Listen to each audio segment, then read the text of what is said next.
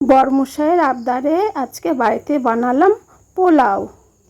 Hello everyone, সবাই কেমন আছো? আশা করি ভালো আছো। আরুষিস ফ্যামিলি ব্লগে তোমাদের সবাইকে জানাই অনেক অনেক স্বাগত ও ভালোবাসা।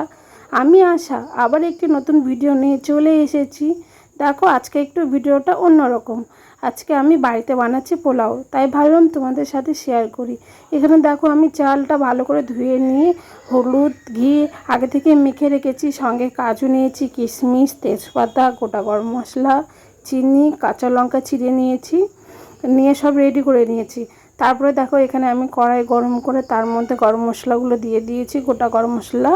তারপরে গোটা গরম মশলাগুলোকে একটু ভালো করে একটু ভাজা ভাজা করে নিয়েছি। তারপরে দিয়ে দিয়েছি কাজু দেওয়ার পরে কাজুগুলো একটু ভালো করে ভেজে নিয়েছি, মানে খুব একটা লাল না, একটু হালকা করে ভেজেছি। ভেজে নেওয়ার পরে দিয়ে দিয়েছি কিশমিশ, তার মধ্যে কিশমিশটাও দেখো একটু হালকা করে ভেজে নিয়েছি। আমি আমার মতন রান্না করছি, আসলে মানে মোবাইল দেখে বা ফোন দেখে রান্না করার মতন সময় বা কিছুই নেই। আমি আমার মতন মানে খুব তাড়াতাড়ি কিন্তু এই পোলাওটা হয়ে যায়, খুব বেশি সময়ও লাগে না। আমি তো খুব তাড়াতাড়ি রান্না করেছি। তারপরে দেখো চালগুলো যেগুলো রেখেছিলাম ভালো করে, সেগুলো চালগুলো দিয়ে দিয়েছি। দেওয়ার পরে একটু নাড়াচাড়া করে একটু ভাজা ভাজা করে নিয়ে দিয়ে দিয়েছি জল, আন্দাজ মতন আমি জল দিয়ে দিয়েছি। এখানে দেখো জলটা একটু ঝরে গেছে। তারপরে দেখো এখানে চালগুলো একটু সিদ্ধ হয়ে গেছে। ভালো করে একটু নেড়ে ছেড়ে নিচ্ছি আমি ভালো করে, কারণ বেশি আবার সিদ্ধ হয়ে গেলে তো ভালো লাগবে না। ঝরঝরা পোলাও তো খেতে খুব ভালো লাগে। আর দেখো এখানে আমি চিনি দিয়ে দিয়েছি পরে, তারপরে লবণও দিয়েছি একটু। তো দেখো কাঁচা লঙ্কাগুলো একটু পরে দিয়েছি, কারণ হচ্ছে কাঁচা লঙ্কার একটা ফ্লেভার আছে না, ওটা না খুব ভালো লাগে খেতে। তারপরে দেখো এখানে আমি কাঁচা লঙ্কাগুলো দিয়ে দিয়েছি, দিয়ে ভালো করে নাড়াচাড়া করে নিচ্ছি। দেখো এখানে আমার পোলাও প্রায় রেডি হয়ে গেছে। এখন একটু মনে হচ্ছে না যে কেমন একটু দলা পেকে আছে, একটু ঠান্ডা হলেই ঝরঝরে হয়ে যাবে। দেখো ঠান্ডা হয়ে গেছে, আর আমি দেখো এটা তোমাদের দেখাচ্ছি। দেখো কেমন ঝরঝরা হয়েছে পোলাওটা। যেহেতু হচ্ছে শুক্রবার ছিল, আমরা নিরামিষ খাই, তাই হচ্ছে সেদিন শুধু পোলাও রান্না করেছি। তো বরমশাই বলছে মাংস হলে কিন্তু খুব ভালো হতো, পোলাওটা খুব সুন্দর হয়েছে খেয়ে দিয়ে বলছে। আর সঙ্গে বাড়িতে দেখো রান্না করেছিলাম পটল পোস্ত, আলু ভাজা আর বেগুন ভাজা আমাদের জন্য। তো ভেবেছিলাম যে চিলি পনির করব, কিন্তু কি বলো তো শুক্রবার নিরামিষ, তাই আবার চিলি পনিরটা করিনি।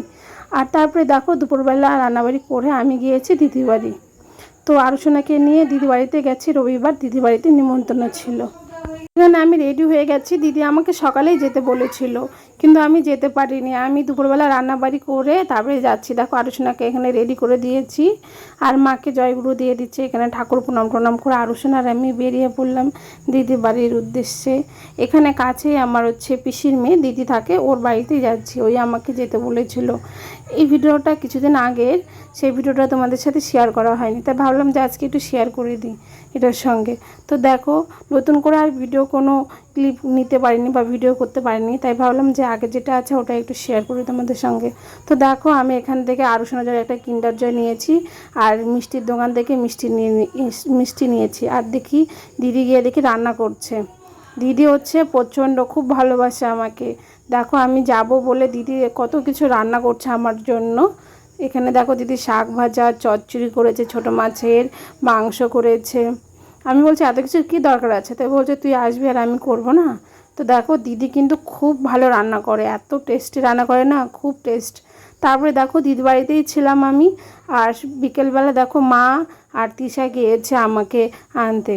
তো তারপরে আমরা একটু যাব বাজারে, তাই মা গিয়েছে নিতে।